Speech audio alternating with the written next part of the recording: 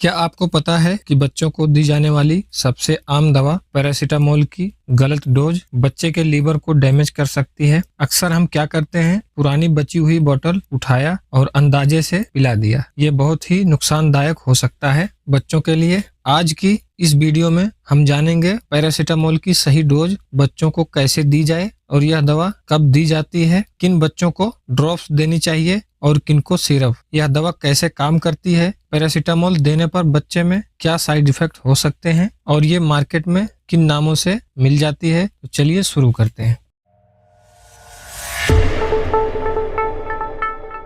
Paracetamol एक antipyretic और analgesic दवा है। यह मुख्य रूप से बुखार और दर्द ठीक करने में मदद करती है। बच्चे में जब किसी भी वजह से बुखार होता है तो डॉक्टर अक्सर पैरासीटामोल देते हैं, क्योंकि यह बहुत ही सुरक्षित मानी जाती है जब सही मात्रा में दी जाए। अब एक बहुत कॉमन सवाल आता है कि पैरासीटामोल ड्रॉप और सिरप में क्या फर्क है। असल में दोनों में दवा एक ही होती है, पैरासीटामोल, जो बुखार और हल्के दर्द को ठीक करने के लिए दी जाती है, लेकिन फर्क सिर्फ देने के तरीके और मात्रा का होता है। पैरासीटामोल ड्रॉप्स आमतौर पर बहुत छोटे बच्चे जैसे नवजात या लगभग 1 साल से छोटे बच्चों को दी जाती है। इसे ड्रॉपर की मदद से बहुत ही थोड़ी मात्रा में दिया जाता है। वहीं पैरासीटामोल सिरप आमतौर पर 1 साल से बड़े बच्चों को दिया जाता है। इसे मेजरिंग स्पून या चम्मच से दिया जाता है, क्योंकि इसकी मात्रा थोड़ी ज्यादा दी जाती है। अब जान लेते हैं पैरासीटामोल ड्रॉप्स या सिरप बच्चों को किन किन समस्या में दिया जाता है। आमतौर पर जब बच्चे को वायरल फीवर या सर्दी जुकाम के साथ बुखार या हल्का तापमान बढ़ जाता है तो डॉक्टर अक्सर पैरासीटामोल ड्रॉप या सिरप देते हैं ताकि बुखार कम हो सके। टीकाकरण के बाद कई बार बच्चों को वैक्सीन लगने के बाद हल्का बुखार या इंजेक्शन वाली जगह पर दर्द हो सकता है, तो ऐसी स्थिति में भी डॉक्टर पैरासीटामोल देने की सलाह देते हैं। दांत निकलते समय दर्द, छोटे बच्चे में जब दांत निकलना शुरू होता है तो उन्हें दर्द या हल्का बुखार हो सकता है। ऐसे में भी पैरासीटामोल का इस्तेमाल लिया जाता है। सिर दर्द या बदन दर्द, कभी कभी बच्चों में वायरल इन्फेक्शन या थकान की वजह से सिर दर्द या बदन दर्द हो सकता है, तो ऐसी स्थिति में भी पैरासीटामोल दिया जाता है। अगर बात करें पैरासीटामोल ड्रॉप्स या सिरप की या किन किन नामों से आपको मेडिकल स्टोर पर मिल जाएगी, तो इसके जो कुछ पॉपुलर ब्रांड नेम हैं जो आसानी से आपको हर मेडिकल स्टोर पर मिल जाएंगे, जैसे कालपोल सिरप, कोरोसिन सिरप, सुमोल सिरप, T98 सिरप, इन सभी नामों से आपको मेडिकल स्टोर पर मिल जाएगी। इन सभी ब्रांड में आपको सिरप और ड्रॉप्स फॉर्म दोनों मिल जाएगी। इसके अलावा अगर आपको कोई और ब्रांड मिले जिसका कंपोजिशन पैरासीटामोल हो तो उसे भी आप खरीद सकते हैं। तो अब जान लेते हैं कि इसकी सही डोज क्या है और बच्चे को कितनी मात्रा में दी जाए। बच्चे को पैरासीटामोल की मात्रा हमेशा उनके वजन के हिसाब से दिया जाता है। आमतौर पर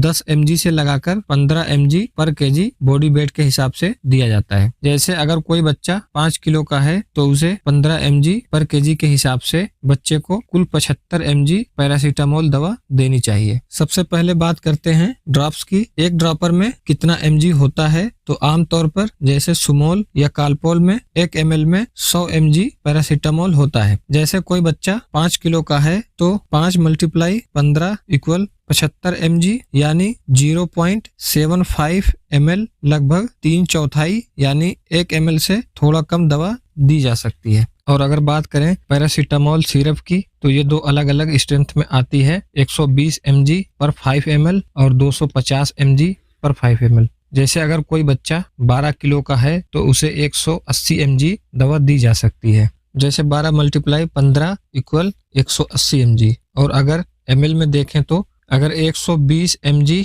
पर 5 ml वाली बोतल है तो 7.5 ml दवा दी जा सकती है, यानी 7.5 ml दवा दी जा सकती है। और अगर बात करें 250 mg पर 5 ml वाली बोतल की तो उसे 3.6 ml यानी 3.5 ml से थोड़ा ज्यादा दवा दी जा सकती है। पैरासीटामोल दवा बच्चे को हर 4 से 6 घंटे बाद जरूरत पड़ने पर दिया जा सकता है, लेकिन ध्यान रहे पैरासीटामोल 24 घंटे में 4 से 5 बार से ज्यादा नहीं देनी चाहिए और कुल मात्रा 60 mg प्रति किलो से ज्यादा नहीं होनी चाहिए। अब बात करते हैं कि पैरासीटामोल देने पर बच्चों में क्या क्या साइड इफेक्ट हो सकते हैं। अधिकतर मामलों में यह दवा सुरक्षित मानी जाती है, लेकिन कभी कभी हल्का पेट दर्द, मितली या उल्टी और बहुत कम मामलों में स्किन पर रैश या खुजली हो सकती है। अगर ज्यादा मात्रा में दी जाए तो लीवर पर असर पड़ सकता है, इसलिए सही डोज देना बहुत जरूरी है, इसलिए कोई भी दवा बच्चे को खुद से ना दें, हमेशा डॉक्टर की सलाह पर ही दें। तो दोस्तों आज की वीडियो में बस इतना ही। उम्मीद है ये जानकारी आपको पसंद आई होगी। वीडियो को लाइक, शेयर, चैनल को सब्सक्राइब करना ना भूलें। अगर आपका कोई सवाल है तो कमेंट्स में पूछ सकते हैं। तब तक के लिए धन्यवाद।